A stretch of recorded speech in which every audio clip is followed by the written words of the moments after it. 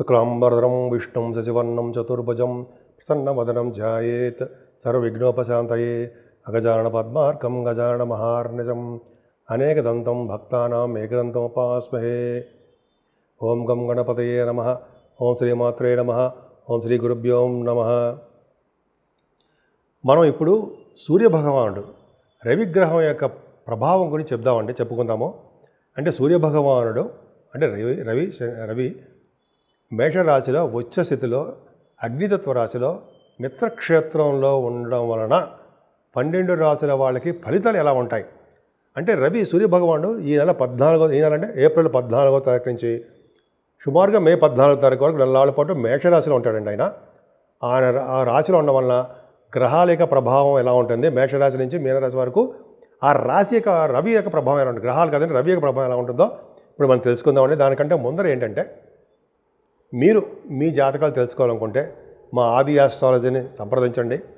Me date of birth, time of birth, place of birth ఇవన్నీ ఉంటే చాలా మంచి ఫలితాలు వస్తాయండి. మా ఆది ఆస్ట్రాలజీ నుంచి కూడా మంచి మంచి ముహూర్తాలు పెట్టడము, అలాగే కంప్లీట్ స్టడీ ఆఫ్ హారోస్కోప్ మొత్తం హారోస్కోప్ స్టడీ చేయడము.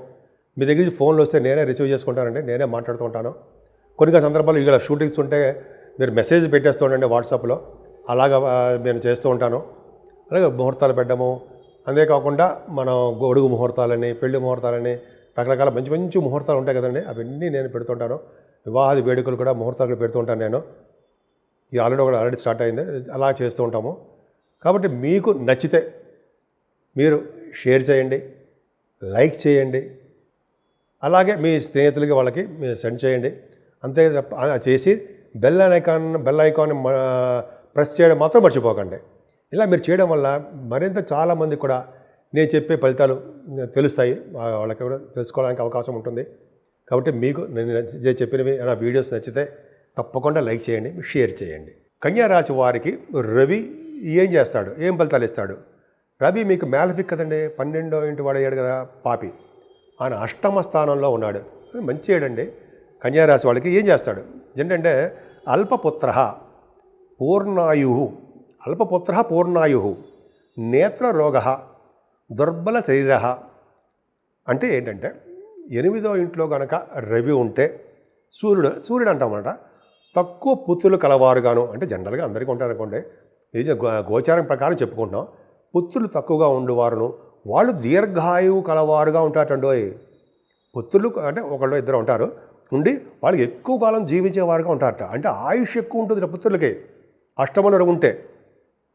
అలాగే మీకు నేత్ర రోగ అంటే కొద్దిగా ఐస్ సంబంధించిన అంటే ప్రాబ్లమ్స్ వస్తాయేమోనండి, అంటే కళ్ళజోడ వాడవలసి వస్తుందేమో, మీరు కొద్దిగా ఐస్ ప్రాబ్లం ఉండడానికి అవకాశం ఉందండి. అలాగే కొద్దిగా దుర్బల శరీర అంటే దుర్బలమైన శరీరం కలవారు. అంటే అర్థం ఏంటంటే అండి, దుర్బలమైన శరీరం అంటే మీకు హెల్త్ ప్రాబ్లమ్స్, హెల్త్ ఇష్యూస్ వస్తాయి అని చెప్తున్నారు భగవంతుడు, చెప్పకనే చెప్తున్నాడు.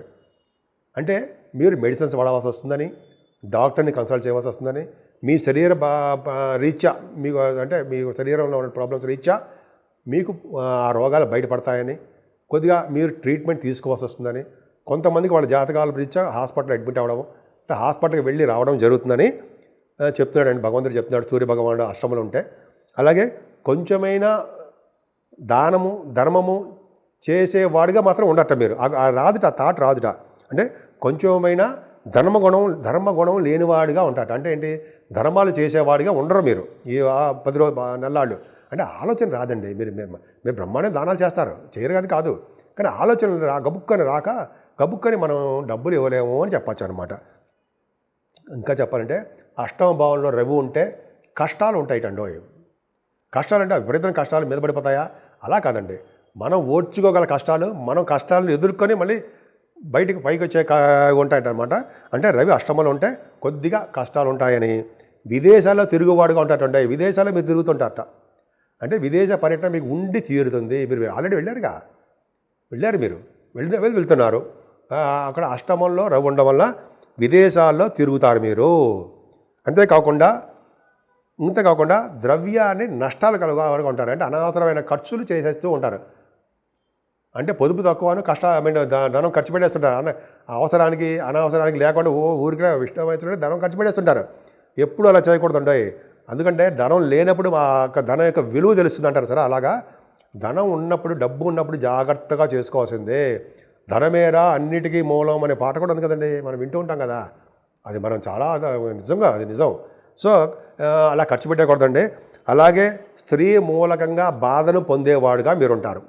స్త్రీ మూలకంగా అంటే భార్య అవ్వచ్చు, మన ఫ్రెండ్స్ అవ్వచ్చు, ఏదైనా స్త్రీ వలన కొంచెం మీకు అసౌకర్యంగా ఉంటుంది. సపోజ్ తల్లిగారు ఉన్నారు కాబట్టి మన అసమానం ఎప్పుడప్పుడు తిట్టడము, అరే జాగ్రత్తగా బాబు జాగ్రత్తగా ఉండరా అనేది మన కోసమే వాళ్ళు చిన్న ఇబ్బంది, వాళ్ళు ఇబ్బంది పడ్డా మనల్ని ఇలా అంటూ ఉంటారు. మనం బాధపడకూడదు. అంటే స్త్రీ మూలకంగా బాధపడతారు. అంటే మన వాళ్ళే మనల్ని ఏదో చిన్న అంటూ ఉంటారు, మనం బాధపడకూడదు. వాటన్నిటినీ మంచిగా తీసుకొని ముందుకు వెళ్ళిపోతూ ఉండాలి. అంటే స్త్రీ మూలకంగా బాధపడుతున్నా మా బాబాయ్ ప్రతి వాళ్ళు ఆడవాళ్ళు మనల్ని తిట్టేస్తారా, మనల్ని ఏమైనా ఇబ్బంది పడతామా, ఏం లేదు. మన తల్లి గారు కానీ మన భార్య గారు కానీ మన మీద ప్రేమ ఉంటే తప్ప వాళ్ళు మనల్ని తిట్టరు. వాళ్ళకే తిట్టారు అంటే మనల్ని మన మీద ప్రేమ ఉంది, 100% ప్రేమ ఉంది కాబట్టి వాళ్ళు అంటే మన తల్లి గారు కానీ మన భార్య గారు కానీ మన అక్కలు కానీ చెల్లెళ్ళు కానీ మనల్ని ఏదో అంటారు. వాళ్ళు మన మీద ప్రేమ ఉంది కాబట్టి మనం ముందుకు వెళ్ళిపోతూనే ఉండాలి. పాజిటివ్గా ఉండాలి, తీసుకోవాలి, ముందుకు వెళ్ళిపోతూ ఉండాలి. సో మీ రాశి వారికి 12th హౌస్ లార్డ్ కూడా అయ్యాడు కాబట్టి రాజయోగాన్ని కూడా ఇస్తాడండోయ్. అందుకనే మీరేం చేస్తారంటే అష్టమ రవి దోషం పోవాలంటే ఎప్పుడు కూడా సూర్య నమస్కారాలు చేయడము. సూర్య భగవానుడు నమస్కార ప్రియుడు. నమస్కారం చేస్తే ఆరోగ్య ప్రదాత, ఐశ్వర్య ప్రదాత కూడా ఆయనే. మీరు అరసవల్లిలో సూర్య భగవాన్ నమస్కారం చేసుకున్నా, అక్కడికి వెళ్ళి నమస్కారం చేసుకున్నా, లేదా తిరుపతిలో మనకి పద్మావతి అమ్మవారి దగ్గర కోనేరు ఉందండి, ఆ సమీపంలో సూర్య భగవాన్ ఉన్నాడు. మీకు తెలియదేముంది, ఆయన నమస్కారం చేసుకున్నా. అక్కడ ఒకసారి మేము వెళ్ళినప్పుడు ఆయన గంధం అరగదీసిన గంధం రాస్తారనుకుంటా. గంధం దగ్గర మంచి సువాసన వస్తూ ఉంటాయి. ఆ గంధం ఇచ్చారండి, ఇలా నుదిరికి రాసుకున్నాం. తెలియని ఆనందం కలుగుతుంది అనమాట. అది ఎంత అద్భుతం. ఆ సూర్య భగవాన్ని అక్కడ దగ్గరలో ఉన్న వాళ్ళు చేసుకోండి. మీరు చిత్తూరు జిల్లాలోనూ ధర్మపత్రం మీరు ఉంటారుగా, చేసుకుంటే చాలా అద్భుతం ఫలితాలు ఉంటాయండి. అది ఆ సూర్య భగవాన్ని కొలవడం వల్ల అనారోగ్య సమస్యల నుంచి బయటపడతారండి. అందుకే ఇంకోటి ఏంటంటే మీకు చిల్డ్రన్ విషయంలోనూ, అలాగపోతే ఇంత చెప్పాను కదా సంతానం విషయంలోనూ, లేకపోతే మీ పెళ్ళిళ్ళు కావట్లేదనో కొన్ని ప్రాబ్లమ్స్లోనూ మీకు శారీరకంగా చాలా మీకు డల్ అయిపోతుంటారు. అన్నిటి నుంచి బయటపడేసే వ్యక్తి ధైర్యం, ఆ ప్రభావం ఉండేది సూర్యభగవానుడు ఒకడే. సో సూర్యభగవాన్ని పూజించండి, ఆయన ఆరాధించండి. మీరు అన్ని రంగాల్లోనూ మీరు ముందంజలో ఉంటారు. 12 రాశుల వారికి చెప్పుకోదగ్గ రెమెడీస్ ఉంటాయి కదండి. ఏం చేస్తే బాగుంటుంది మనం, ఎందుకంటే ఇప్పుడు అంతా కూడా కాలసర్ప దోషంలో ఉన్నాయి ప్లానెటరీ పొజిషన్ అంతా కూడా. సూర్యభగవానుడు కూడా కాలసర్ప దోషంలో ఉండిపోయాడు. ఆయన రాహుకేతుల మధ్యలో బంధింపబడ్డాడు సూర్యభగవానుడు కూడా ఉన్నాడు. ప్లస్ కుజుడు కూడా నీచత్వంలో ఉన్నాడు. అంటే ఒక విధంగా పాములు సర్పాలకు సంబంధించిన వ్యవహారాలు ఉన్నాయి. అంటే ఏంటి, రాహుకేతుల మధ్యలో ప్లానెట్స్ ఉండడము, కుజుడు కూడా నీచత్వం పొందడం వలన సర్పదోషం ఏర్పడిపోయింది. దానివల్ల ప్రజల్లో ఆందోళనలు, ప్రజల్లో ప్రజల మధ్య రాజకీయాల మధ్య చిన్న విభేదాలు, చిన్న గొడవలు, చిన్న ఏమైనా వస్తాయి. అందుకనే సర్పదోషం ఏర్పడిపోయింది. అందుకనే చాలామంది ఎవరైనా అవకాశం ఉంటే శ్రీకాళహస్తి వెళ్ళండి. కాళహస్తిలో సూర్యభగవాన్ కాదండి, సో కాళహస్తిలో రాహుకేతులు పూజ చేయించుకోండి. అలాగే నాగప్రతిష్ఠ కొంతమంది చేసుకుంటే మంచిది. చాలామంది కూడా నాగప్రతిష్ఠ చేసుకుంటూ ఉంటారు. శని వల్ల రాహుకేతుల వల్ల వచ్చే సర్పదోషం పరిహారం అయిపోతూ ఉంటుంది. అంతేకాదండి 12 రాసుల వాళ్ళకి ఇప్పుడు అంతా మన సూర్యభగవాన్ గురించి చెప్పుకుంటున్నాం కాబట్టి 12 రాసుల వాళ్ళు కూడా చేయదగ్గ సూచన ఏంటంటే సూర్యభగవాన్ని ఆరాధించడమే. పొద్దున తెల్లవారుజామున లేవడము, స్నానం అయిపోయిన తర్వాత సూర్యభగవానికి అర్ఘ్యం ఇవ్వడం చాలా ఇష్టం. అర్ఘ్యం అంటే ఏంటి, దోశల నిండా నీళ్లు తీసుకుని ఎర్రని పుష్పాలతోటి సూర్యభగవాన్ని ఇవ్వడం. ఓం హ్రీం సూర్యాయ నమః, HREM, హ్రీ హా అంటే హరి అంటాం కదా, హ్రీం. ఓం హ్రీం సూర్యాయ నమః, ఓం హ్రీం సూర్యాయ నమః అని 11 సార్లు మనకి చేసిన. అలాగే ఆదిత్య వ్రతం చేసుకుంటూ, లేకపోతే 11 నామాలు సూర్యభగవానికి ఉన్నాయండి. ఓం ఆదిత్యాయ నమః, ఓం సవిత్రే నమః, ఓం ఖగాయ నమః, ఓం పూష్టే నమః, మీకు తెలుసు కదా. అవి ఆ మంత్రాలు, ఆ నామాలతోటి అర్ఘ్యం సమర్పించడం వలన, అలాగే గాయత్రి మంత్రంతో 3 సార్లు కానీ 11 సార్లు కానీ ఎర్రని పుష్పాలతో స్వామివారికి అర్ఘ్యం సమర్పించడం వలన అద్భుతమైన పుణ్యఫలం కలుగుతుందండి. చాలా అద్భుతంగా ఉంటుంది. అంటే ఆ సంవత్సరం మొత్తం కూడా మనకి ఇటువంటి దోషాలు లేకుండా సూర్యభగవానుడు కాపాడతాడు. అనారోగ్య సమస్యల నుంచి సూర్యభగవానుడు కాపాడతాడు. కోర్టు కేసుల నుంచి కూడా సూర్యభగవానుడు మనకి అంటే మంచి ఫలితాలు ఇవ్వడానికి అవకాశం ఎక్కువ ఉంది. అంతేకాదండి, ఇదంతా కూడా వైశాఖ మాసం కూడా వచ్చేసింది కాబట్టి ఇప్పుడు మనం ఏప్రిల్ 30 తారీఖున మనకి సింహాచల నరసింహస్వామి యొక్క ప్రభావం ఉంటుంది కాబట్టి ఈ 12 రాసుల వారు కూడా మన నరసింహస్వామిని కొడుద్దామండి. ఆయనకి పానకం వడపప్పు నైవేద్యం పెడదాం. చాలా అద్భుతంగా ఉంటుంది. ఎందుకంటే గ్రహాలన్నీ కూడా కలసరప దోషంలో ఉండడము, కుజ ప్రభావం ఉండడం, కుజుడిగా నీచల్లో ఉండడం, ఆ దోషాలన్నీ పరిహారం చేసేస్తాడు స్వామి. అదొకటి. సూర్యభగవాన్ యొక్క ఆరాధన కూడా చేసుకోవాలండి మనం. పైగా ఇప్పుడు ఏంటంటే మనకి ఎంత వైశాఖ మాసం వస్తుంది కాబట్టి దానాలు కూడా ఇందాక చెప్పాను ఆల్రెడీ. ఈ దానాలంటే జలదానము, ఎక్కడికెక్కడ మనం చలివేంద్రాలు పెట్టేయడం, చలివేంద్రాలు పెట్టేవాళ్ళకి సహాయం చేయడం, చల్లటి మంచినీళ్ళు ఇవ్వడం, కుండల్లో మంచినీళ్ళు ఇవ్వడం, మజ్జిగలు చల్లటి మజ్జిగ దానం విశిష్టత ఉందండి. అమ్మో, పెరుగు దానం చేస్తారు సరా. పెరుగు దానం చాలా గొప్ప విశేషం ఉంది. పెరుగు దానం మనం మజ్జిగ చేస్తాం. మజ్జిగ దానం, మజ్జిగ ప్యాకెట్ అమ్ముతారు కదండి, ఫ్రిడ్జ్లో పెట్టడం, టగడగా కొనేయడం, అందరికీ దానాలు ఇచ్చేయడం. నేను పోలీసు వాళ్ళు కూడా ఇచ్చాను దానంలో. అంటే పోలీసు అంటే ట్రాఫిక్ కానిస్టేబుల్ పోయి ఎండలో నుంచున్నారు ఆయన. ఒక్కసారి తీసుకొని స్వామి తీసుకోండి అంటే తీసుకున్నారు ఆయన. నేను గొప్ప కాదండి, చెప్తున్నా జనగా మాడవాళ్ళకి. వాళ్ళకి కూడా మనం ఇవ్వాలి. డ్యూటీలో ఉంటారు కదా, కష్టపడతారు కానీ వాళ్ళు తెచ్చుకోలేరు కదా మంచినీళ్ళు. స్వామి అంటే డ్యూటీలో ఉన్న వాళ్ళకి ఎప్పుడు ఎండలో ఎంత కష్టపడతారు మన కోసం, వాళ్ళకి సహాయం చేయాలి మనం. అలాగే మంచినీరు దానం అంత అద్భుతం అండి. చాలా మంచినీళ్ళు దానము, మజ్జిగ దానము, వీలైతే అన్నదానం, ఇంకా చెప్పాలంటే లేని వాళ్ళకి వస్త్రదానము. మీరు చేయలేరా?